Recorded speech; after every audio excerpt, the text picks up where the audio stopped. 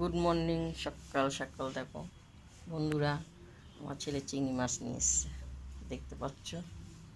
দেখো অসাধারণ 1.5 কেজি নিয়ে এসছে। দেখো 1.5 কেজি মাছ। এগুলো কুটতে খুব টাইম নেবে।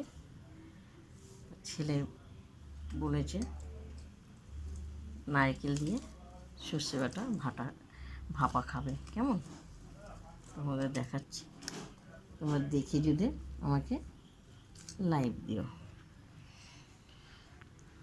যোগমায়া দিয়ে তোমাদেরকে আমি রান্নার রেসিপি দেখাই। এই চিংড়ি মাছের মাথা দিয়ে তোমাদেরকে বড়া করা দেখানো হয়েছে।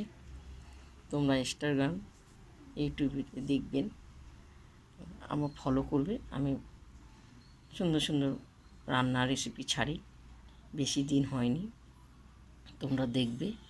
কারণ আমাকে তোমরা দেখতে পাও না, আমার এক হাতে মোবাইল আর এক হাতে আমি রান্না করি। আমি একা একাই করি, বাড়িতে একা একাই আমি করি।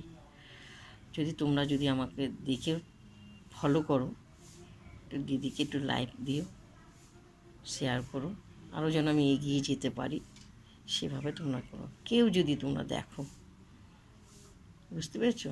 অনেক ছোট ছোট ভাইরা, দাদারা, দিদিরা অনেকে বলে যে রান্না করে করে ছাড়তে থাকো, তোমাদের ফলো হবে।